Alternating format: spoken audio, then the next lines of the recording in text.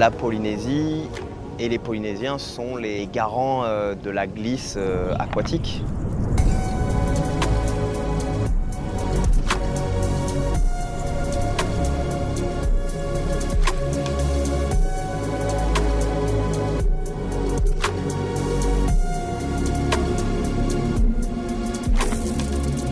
Ce qui nous rassemble, c'est de la glisse, quoi. Et ce qui nous anime, c'est ça, c'est de retrouver cette vitesse sur l'eau, cette sensation de glisse, cette sensation d'harmonie avec l'océan.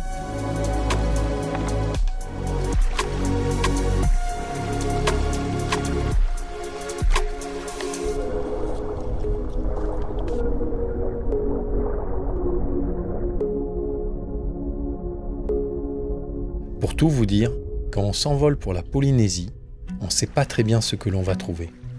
À ce moment-là, on rêve d'un espace de liberté, on s'imagine explorer le seul terrain de jeu commun à toutes nos disciplines, l'océan, et faire ce que l'on sait faire de mieux, glisser.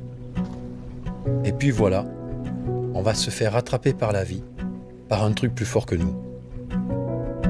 Avec moi, Mathieu Crépel, snowboarder pro, free surfer, véritable amoureux de l'eau sous toutes ses formes et aventurier engagé.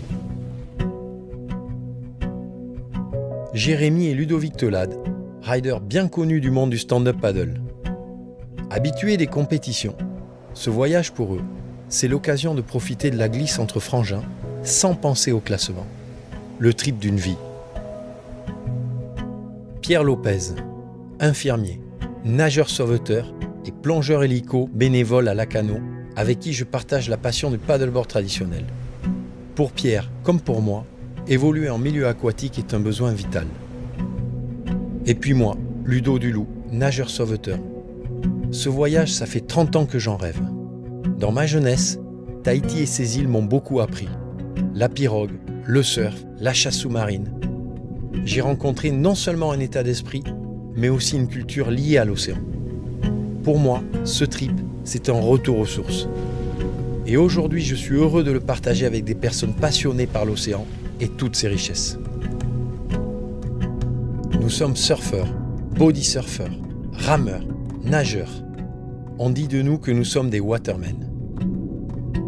Ce voyage, c'est l'histoire d'une quête dans les îles du Pacifique. C'est l'histoire d'une recherche sans but qui va pourtant nous amener quelque part. Cette aventure, c'est notre histoire commune, le lien vivant entre nos disciplines. Cette aventure, c'est le Ono de nos existences.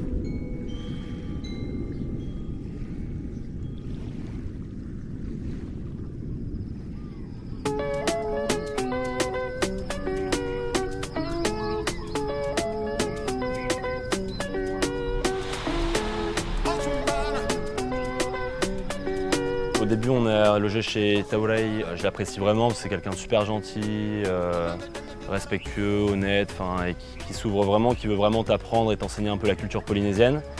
Et c'est un local de Taupo qui va essayer de t'intégrer entre guillemets au pic. Il va t'expliquer les règles et je trouve qu'il a une bonne manière de l'expliquer, ça j'ai vraiment apprécié. Ça part.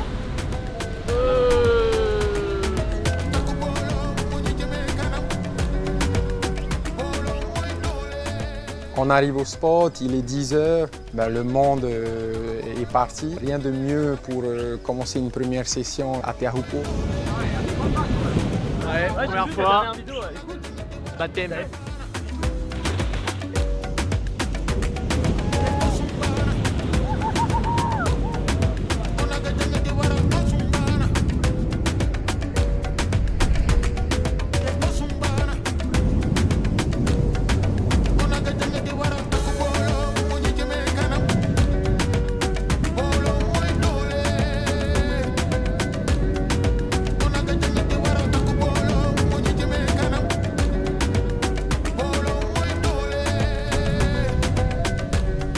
Les vagues de Tahiti ou de Polynésie en général, ce sont des vagues rapides, creuses. Il n'y a pas beaucoup de fond, c'est toujours un peu impressionnant au take-off parce que tu vois le platier et les patates devant toi, tu sais qu'il ne faut pas trop faire d'erreur.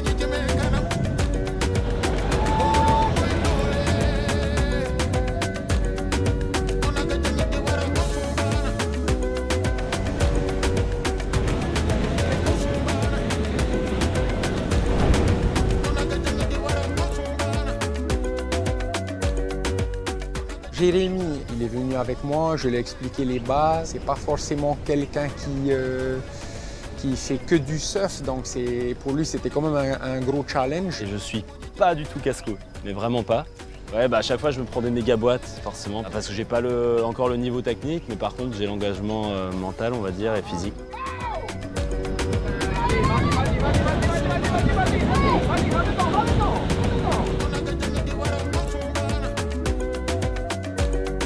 Je lui tire mon chapeau. Il m'a montré qu'avec l'envie, en fait, tu pouvais vraiment progresser. Dans les terres, dans les terrains, autour des maisons, assez souvent, on plante des autis en fait. Les autis, c'est les plantes vertes que vous voyez là, juste là-bas.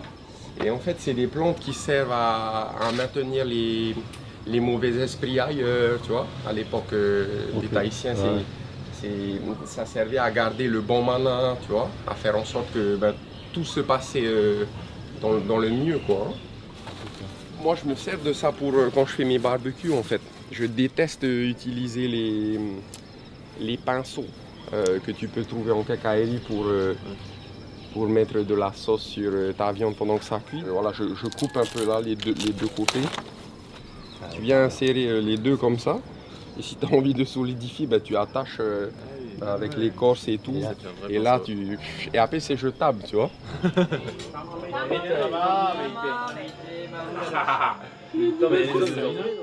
Regarde. Oh là là. Et là, tu freines juste main arrière, quoi. Ouais. Donc, il y a un peu de gainage, mais encore une fois, comme quand tu... je suis pas champion du gainage, moi. Quand tu mets le cul sur la vague, en fait, c'est une harmonie entre ta balance et la vague qui te retient. Oh, c'est tu vois. Donc, pas trop. Et après, quand tu mets le layback, c'est la même chose, mais c'est ton bras. Ton bras, il est dans la vague et ça fait un peu une quille. T'es pas comme ça, t'es comme ça. Hein. Et quand tu tombes en arrière, tu peux appuyer dans l'eau. Comme tu vas vite, tu vois. Tu vois ça. C'est top. Il faut vous entraîner là-bas. Ah, mais tu fais les pieds aussi. Oui. Mais là, je suis dans l'élégance, là. Dans l'élégance. Ah, mais déporte avec tes épaules, t'es comme ça. Juste. Voilà. Relève-toi. Allez, regarde. Voilà. Ouais, regarde un petit Hein, comme ça. Après, tu peux descendre. Il est méga souple des hanches, regarde. C'est pour ça que le backside, il passe bien. C'est pour ça que le backside, il passe bien. Ah ouais, t'as vu là? Voilà, c'est ça. Mais c'est plus gracieux qu'une femme. Méga physique, hein. Et tu comprends pourquoi il fait des laybacks dans le truc maintenant.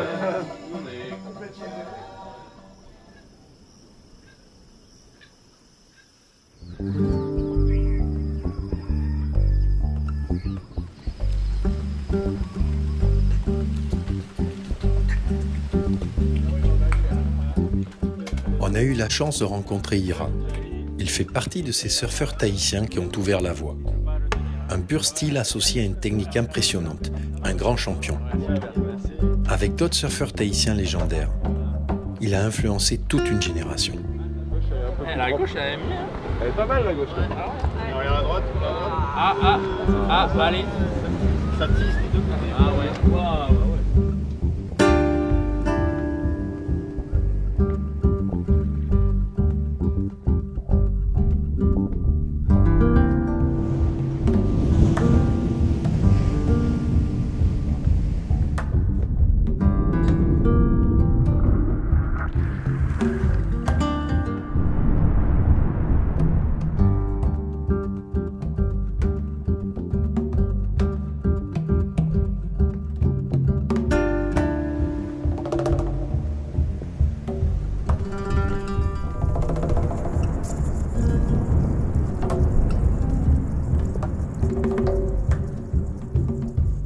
Aujourd'hui, il transmet son amour de l'océan et son approche unique du surf en l'associant à d'autres disciplines comme le prone paddleboard. Quand j'ai découvert le prone, par exemple, j'ai appris à mieux ramer encore en tant que surfeur. J'ai appris que je pouvais encore aller un peu plus vite et améliorer ma rame avec ma planche de surf. Et sur la technique du prone, il y a certaines choses à faire et Et que je me suis dit, ah ouais, il faut que je fasse ça aussi sur ma planche de surf. Et ça m'a permis également de prendre des vagues un peu plus grosses et d'attendre un peu aussi dans les moments un peu plus critiques et de partir au bon moment. Ça m'a donné une petite confiance en plus dans ma rame au surf.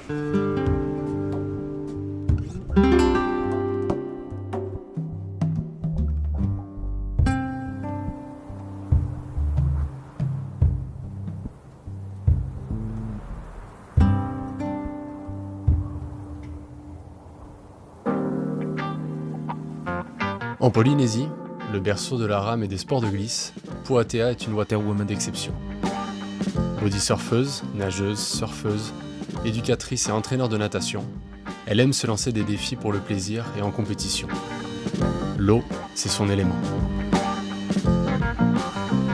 De prendre du bon temps dans l'eau là tous ensemble, c'est vraiment une session, une journée cool, sans pression, juste des petites glissades en prône, dans un endroit safe, hyper agréable.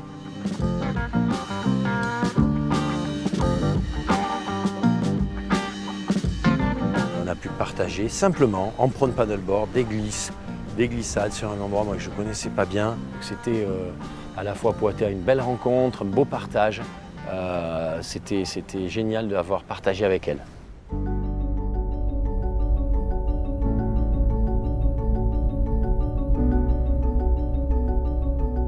J'ai abordé la Polynésie, moi, par la plongée, par ce rapport quotidien que tu as avec, comme disent certains, le panier à poissons. Le lagon. Ça, c'est les Tahitiens qui disent c'est le panier à poissons. Pêcher, par exemple, pour amener du poisson à ses amis ou à une communauté, déjà, c'est plus pour soi. Tu vas pêcher pour les autres. Donc tout ça, ça va à la communauté.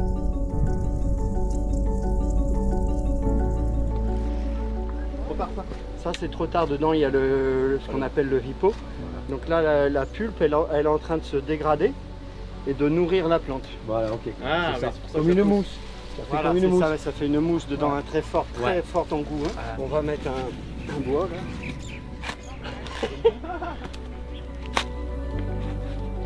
Premier coup. Oh, ouais. Professionnel. Ah, voilà.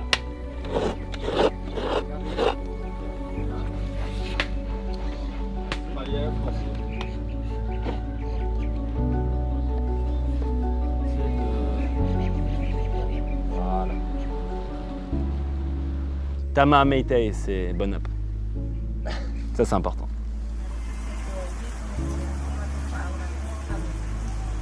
Oh, Maruru, Meitei à tout le monde.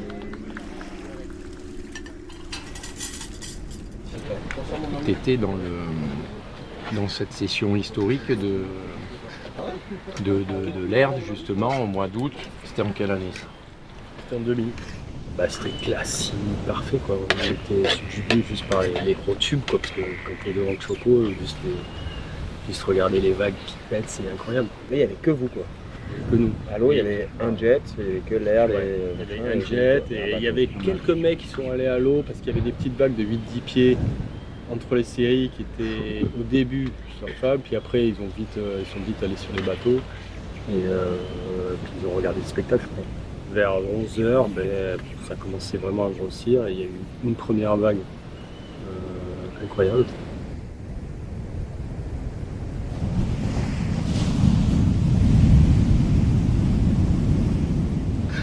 Peut-être 5 minutes après, il y a eu la grosse, quoi, encore plus grosse. Quand j'ai vu la grosse vague arriver, je regardais mes boîtiers, j'avais 3 boîtiers, j'avais un qui avait les rouleaux finis, et l'autre je regarde vite et je vois que j'ai 15 pellicule. clichés. Donc on est au rouleau, on est en argentique. C'est des rouleaux de 36 poses en argentique. Donc je regarde, je vois que c'est la vague. Donc je me dis bon, calmos, je prends une au bottom turn, 2, 3. Et puis à un moment donné, quand ça arrive dans le bol, là, j'appuie quoi. Je laisse appuyer. Et là, je sens la fin du rouleau et il y a le souffle. Et là, je sais plus si j'ai la fin de la vague ou si tu vois si j'ai le moment et tout. Enfin, je l'ai vu avec mon œil, mais je suis pas trop sûr. Donc là, je commence à un peu flipper. Est-ce que j'ai le moment, quoi? Et après, je saurais que quand j'ai fait développer le film, mais pratiquement 2-3 semaines après à Bordeaux, parce que du coup, c'était un peu de l'or. J'ai la photo de la Millennium Wave, c'est la 38e photo d'un rouleau de 36. Ouf. Et en fait, les appareils Nikon, ils vont jusqu'au bout du film et après ils se rembobinent. J'aurais shooté en Canon, la photo elle n'existait pas. Donc lui il va au bout de lui-même, il fait un truc de fou, et toi tu arrives à aller au bout d'un rouleau qui normalement ne va pas au bout. C'est ça, je crois.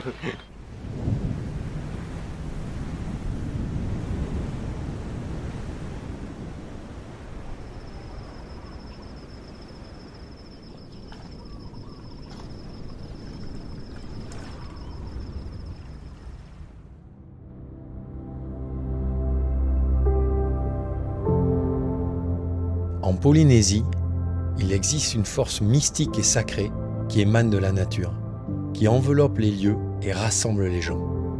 Pour ceux qui sont prêts à l'entendre, à la voir, la ressentir, elle devient une énergie vitale. C'est le mana. Alors le mana, pour moi, il existe partout dans le monde. Mais c'est vrai qu'en Polynésie, on parle beaucoup plus du mana en Polynésie. En fait, le mana, pour moi, c'est tout simple. C'est le respect pour la nature, le respect pour son environnement. Le mana, on dit toujours, c'est un mana qui vient du ciel. Et il y a le mana aussi que j'ai, une énergie. Par exemple, tu vois, un endroit que tu ne connais pas, tu sens cette énergie venir. Parce qu'il y a des moments que toi tu as des frissons. Que ça soit à terre, que ça soit sur la mer, il y a cette mana aussi. On a toujours tendance pour nous ici, et puis moi je le crois aussi, c'est nos ancêtres qui sont là, qui nous guident. C'est aussi une écoute particulière à tout ce qui nous entoure. Par exemple, la petite pluie qui peut arriver juste avant d'un petit départ comme tout à l'heure. Ça émet en fait le fait qu'on va passer une belle journée, que tout va bien se passer. Donc en fait, on part déjà avec un esprit calme et posé. Si vraiment tu veux rencontrer le mana, c'est dans la nature. Il faut aller à un endroit, pas tout seul.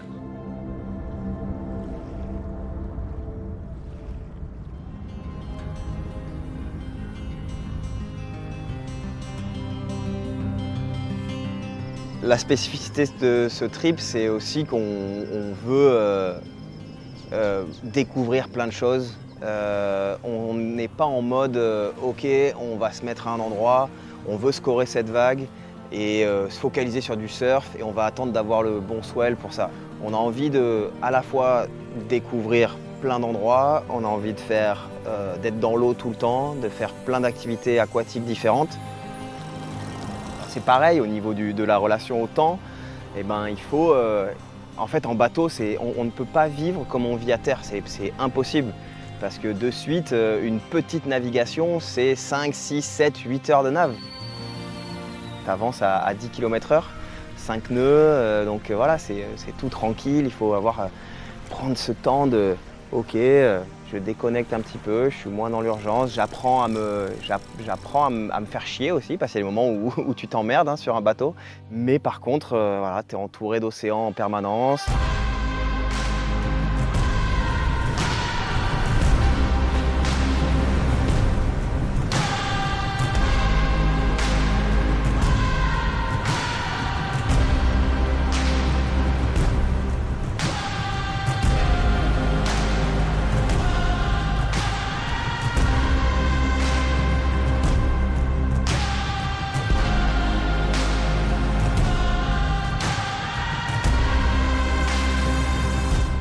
Et ce qui fait que ce trip, c'est pas un surf trip en fait. c'est un trip aquatique. Mais c'est la beauté de ce qu'on a fait, c'est qu'on vit plein d'expériences différentes. On n'a peut-être pas scorer tout à 100% de son potentiel, mais par contre, on a plein de belles images en tête, quoi.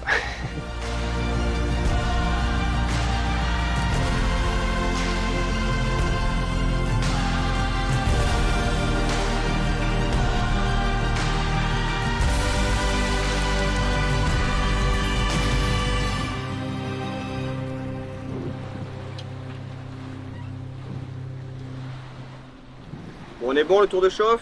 Allez. On peut commencer à mettre des gages. 1 minute à l'avant du À l'avant, 1 minute. Sur la poutre avant. Ouais, sur la poutre avant, 1 minute. Non, sur le trampoline. Sur le trampoline, c'est pas mal. Ah ouais, sur le trampoline, 1 minute. Oh putain, ça commence à être chaud. Allez, On peut mettre ça. Oui, vert. Oh là là là là. Est-ce qu'il va pouvoir changer là? 2, ça va être compliqué de cette batte. C'est la carte. Putain.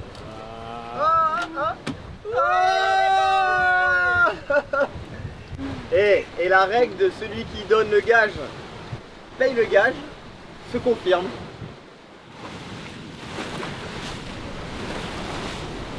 C'est combien, 1 minute? 1 minute.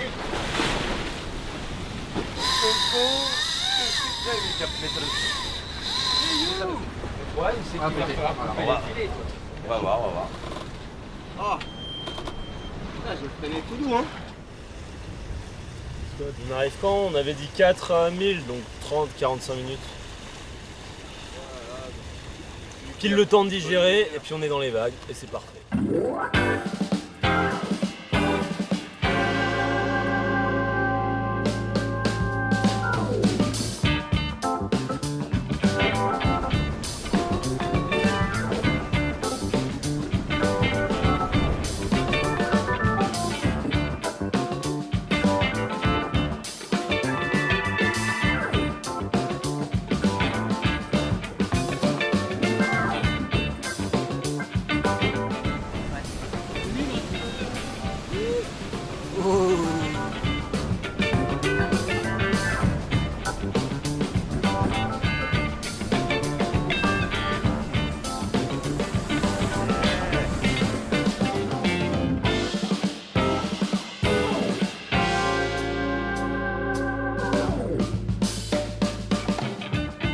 Des petits moments de vie comme ça sur le spot où tu vois un gamin qui t'envoie un surf mais hallucinant et derrière avec une attitude incroyable.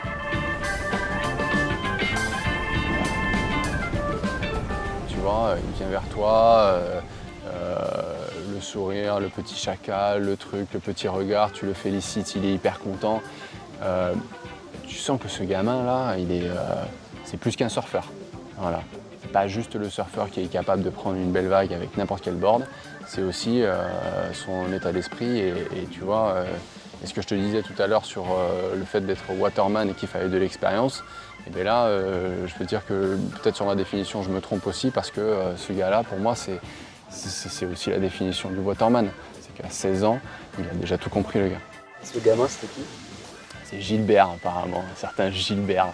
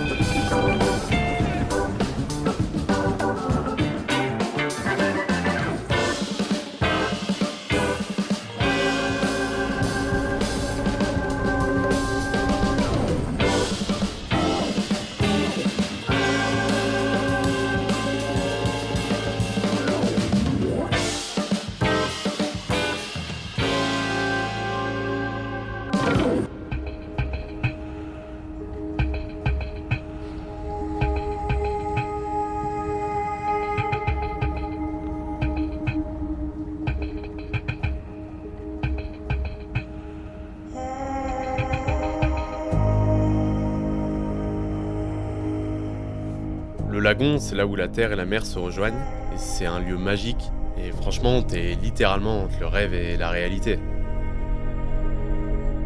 Sous ta planche, il y a des poissons multicolores. Autour de toi, il y a les cocotiers. C'est vraiment la perfection.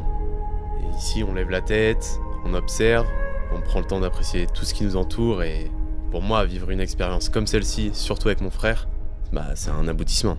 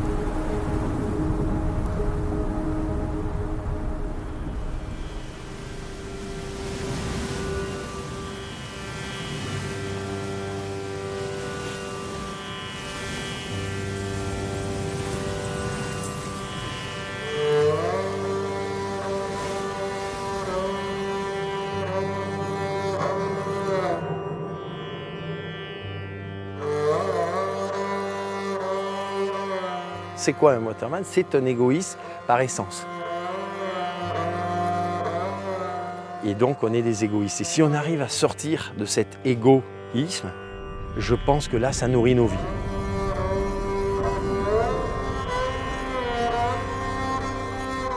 Pour avoir de l'expérience pour devenir un waterman, il faut surtout avoir une attitude pour devenir un waterman.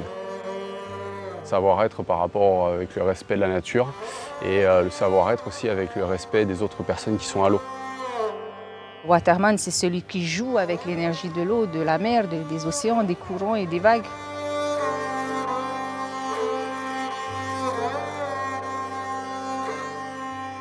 C'est quelqu'un qui est in love des sports océaniques, c'est un amoureux de l'océan forcément. Mais après, je pense pas que waterman, il y ait une notion de niveau ou quoi que ce soit. C'est juste voilà, vraiment aimer l'océan, aimer aussi le partager. Waterman, pour moi, à la base, c'est quelqu'un qui il a déjà ça dans le sang. Tout ce que tu touches dans la mer et tout, tu as un feeling, tu es à l'aise dans les vagues, dans les courants. C'est aussi savoir ne pas aller à l'eau au mauvais moment, savoir où sont tes limites. Et c'est avant tout pour moi un respect que tu as envers la nature et l'océan. C'est une personne qui forcément va avoir un peu d'expérience dans ce milieu au fur et à mesure de la pratique et qui va, je pense, trouver facilement le plaisir quelle que soit la discipline. C'est un lifestyle en fait, c'est juste un mode de vie. Tu vis avec au quotidien, tu vis dans l'eau et tu t'adaptes à ce que l'océan t'offre. Si tu es vraiment à l'aise dans l'eau, tu te sens bien dans l'eau, tu partages une bonne harmonie avec l'océan, la mer, les profondeurs ou la houle. Ça, c'est un bon waterman pour moi.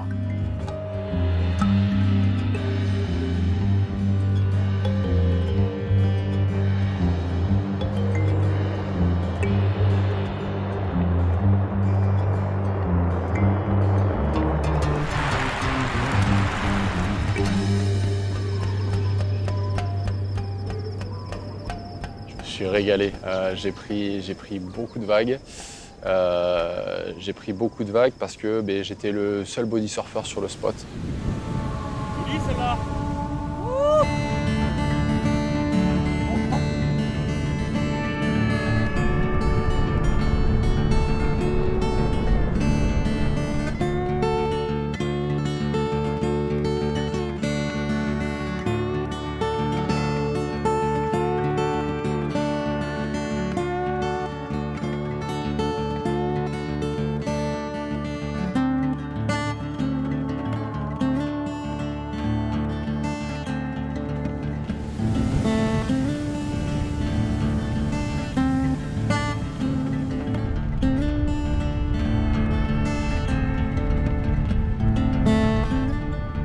pense que j'ai pris les plus belles vagues de ma vie. Ouais. Parce que la plus belle vague de sa vie, ça peut être le ride, mais ça peut être aussi le moment qu'il y a autour de toi. Si sur le plus beau ride de ta vie, tu étais entouré que de mecs que t'aimes pas, ça prend pas la même puissance.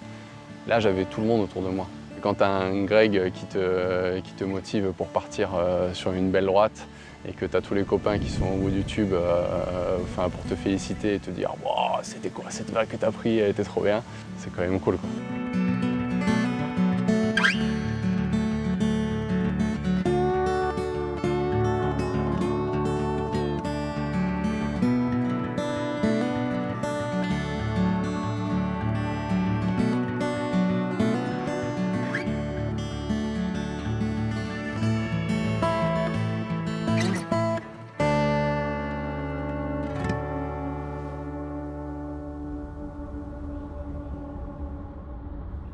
Au-delà du surf, ce qu'on a vécu aussi, c'est qu'on est dans un lieu qui est reconnu, connu et magique pour sa qualité de l'eau, ses fonds marins.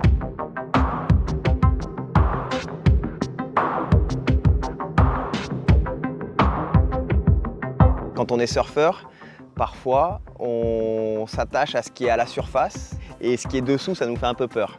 Et du coup, ça fait du bien de mettre le masque, de mettre un peu de plomb et de descendre, voir ce qui se passe. La marée remonte, où ça fait un courant rentrant qui part du large et qui rentre vers l'intérieur de l'atoll, où là, il y a pas mal de courants, où en fait, on a besoin de quasiment rien faire. Et on se laisse dériver sur, je sais pas, peut-être 500 mètres, peut-être 1 kilomètre. Et là, on a 20-25 minutes de magie.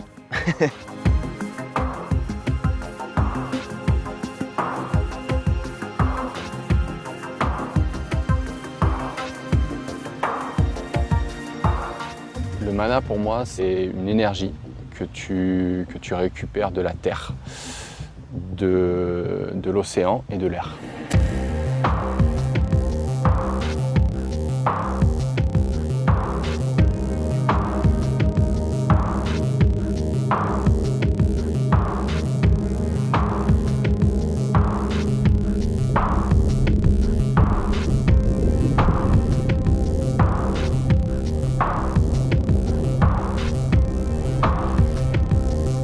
Hier avec Tim, on a fait une plongée et il s'est passé un truc assez incroyable.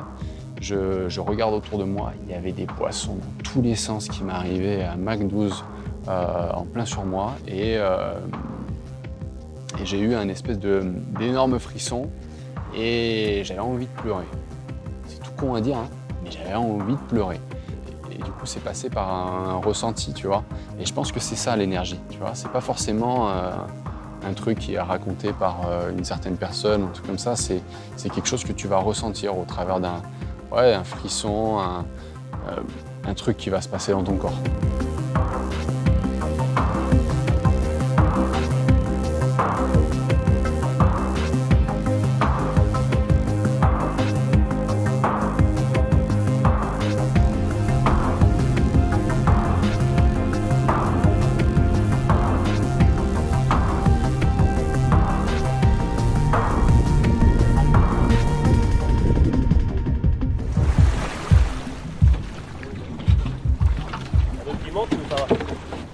Ça fait pas trop, hein. Je peux aller là-bas ou pas? On peut se mettre à 5, hein.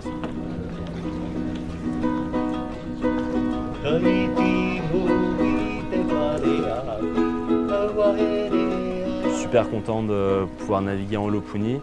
C'est une embarcation ancestrale en Polynésie qui mixe la voile et les sports de rame. Tu glisses, tu as du downwind, donc tu peux prendre les bumps, un peu la houle, comme on le ferait en paddle. Mais tu vas aussi servir de la pagaie. Et pareil qu'en pirogue, en V6, tu es en équipe, et ça c'est super, tu donnes le rythme, tu as l'encouragement des autres, tu peux te reposer, enfin tu as pas mal de choses à faire en équipe que tu peux pas faire solo. Et c'est un des avantages de l'Holopuni et c'est ça que j'adore.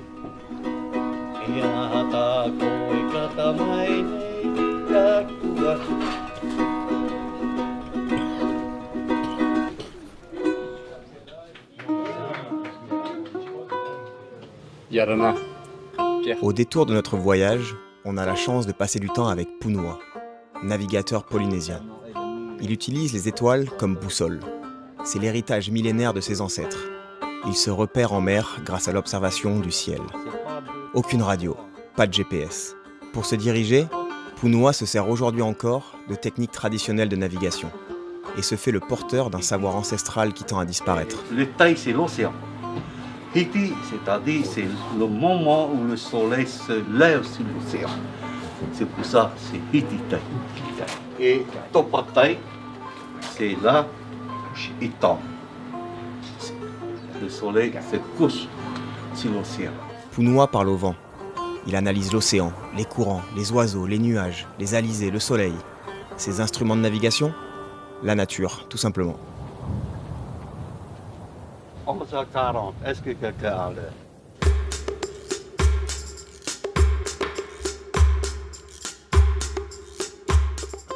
Panini Beach, on va pas citer le nom. On a une super gauche, petite, mais méga creuse, méga rapide.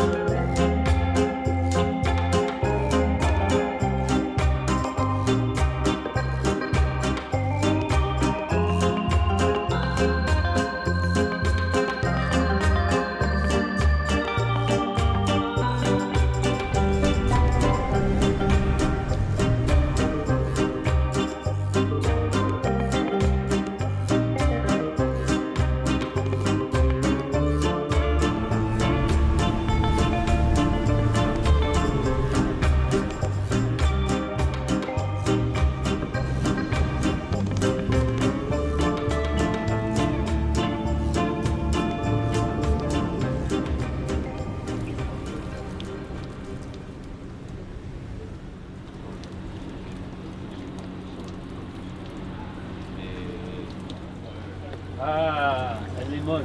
Tiens, Tim. Allez. Ah ouais.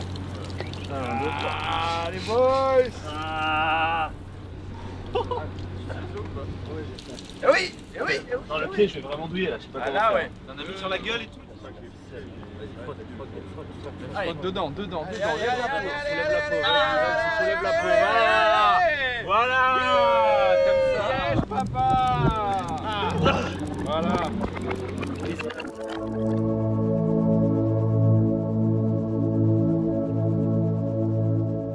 Dans les atolls où il y a beaucoup d'eau qui sortent, qui vide les atolls, ça fait des mascarets. Et donc là, on avait Ludo qui était évidemment méga chaud pour tester les mascarets.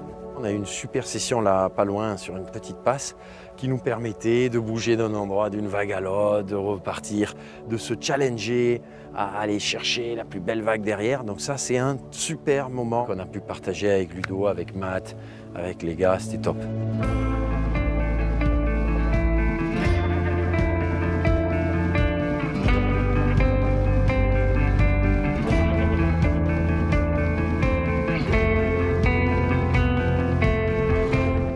J'ai pu essayer un petit peu, me rendre compte que c'était pas simple, que c'était une approche, une lecture de vague qui était complètement différente de celle du surf foil un peu classique. Voilà, de réussir à glisser, enfin être entre voler, glisser, faire des courbes sur une onde qui casse pas, c'est sans un bruit, sans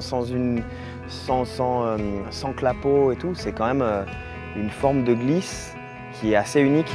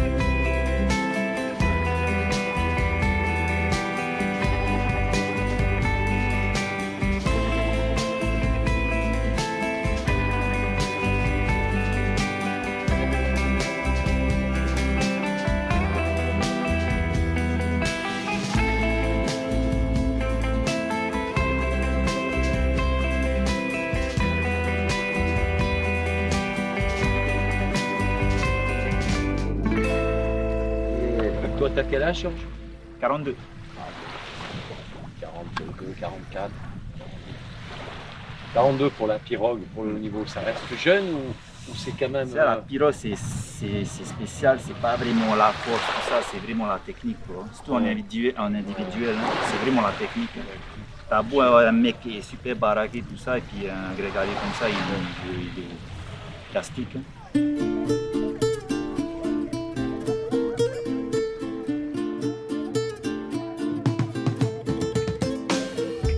On a eu la chance d'aller simplement partager, visiter, être reçu, accueilli par le club de pirogue de Mata Elia, avec Georges Cronstedt, bien sûr, en personnage, en champion qu'il est, coach, transmission, mais avec toutes ses équipes autour dans ce club. Quelle philosophie et quel amour pour la pirogue, la rame, la culture polynésienne et l'océan, ils ont ces gens-là.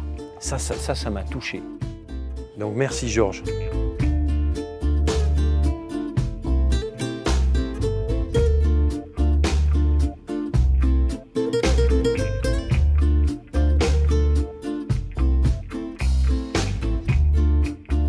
Georges, c'est un très grand rameur tahitien.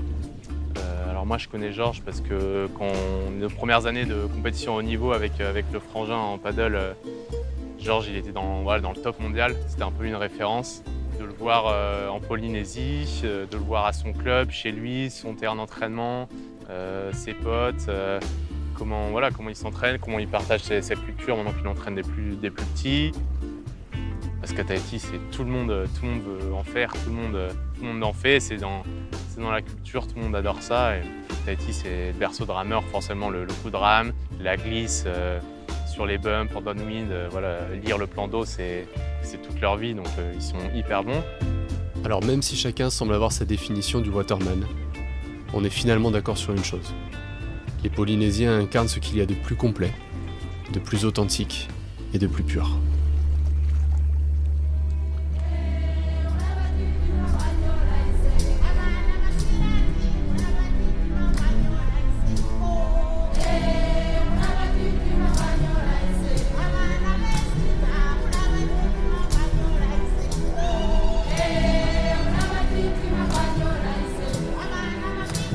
C'est sûr que Tiopo, quand tu viens à Tahiti, c'est la vague que tu veux surfer. Hein. Là, on a eu de la chance, on a eu une petite journée vraiment fun. Et ça reste quand même un lieu, même quand la vague est petite comme ça, c'est parfait. Et puis il y a vraiment une énergie, c'est unique. Hein. Oui.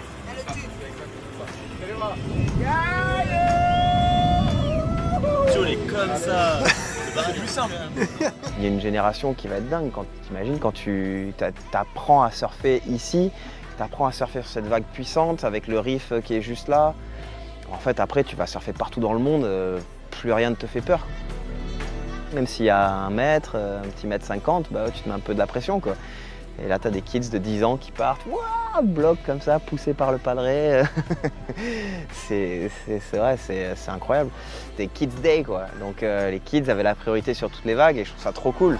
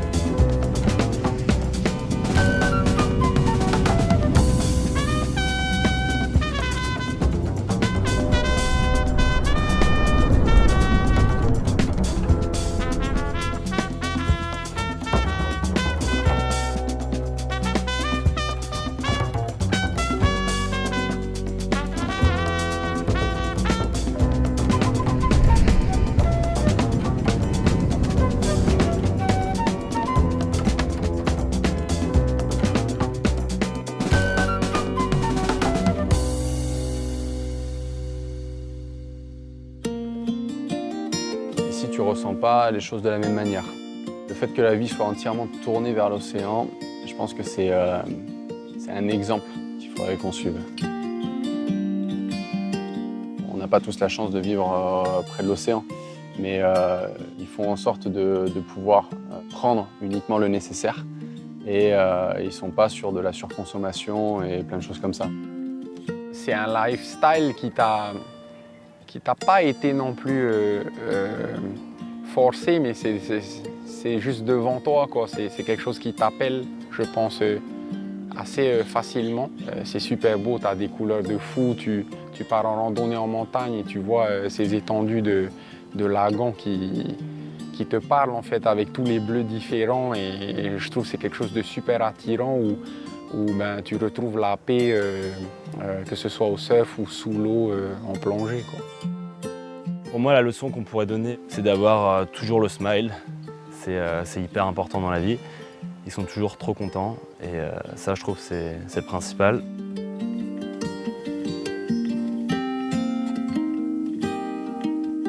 Ce voyage, c'est une expérience inoubliable de partage, de rencontres, des paysages, des sessions incroyables.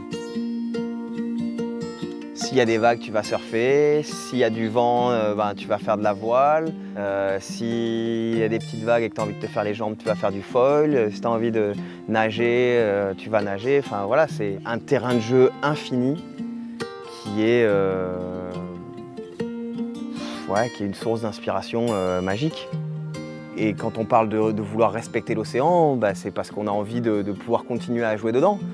Tu vois, quand t'es gamin, si ton pote, tu lui prêtes ton jouet et qu'il te le pète, qu'il te le casse, t'es pas content, quoi. Et donc là, on a l'océan, on a les montagnes, on a envie de faire tout ce qui est en notre pouvoir, à notre échelle, pour essayer de faire en sorte que notre jouet il reste intact et on puisse encore jouer longtemps avec. Ici, il y a un concentré de beaucoup de bonnes choses et c'est un paradis sur Terre.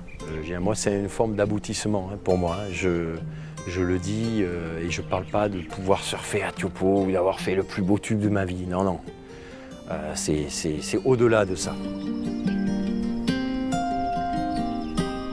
Je crois que c'est là que tout a fait sens, que tout s'est aligné et que notre aventure s'est révélée.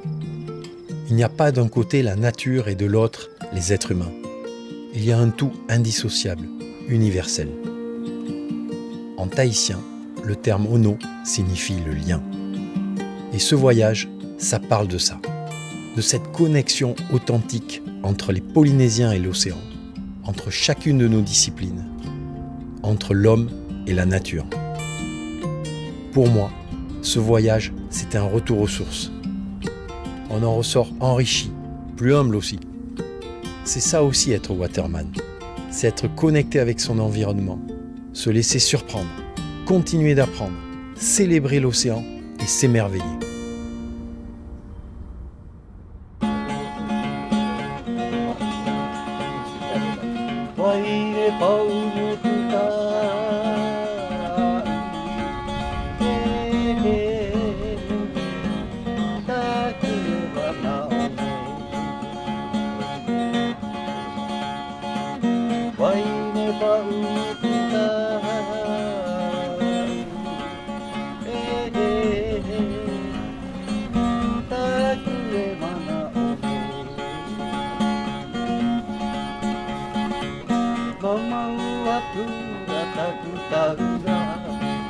Ite akamau na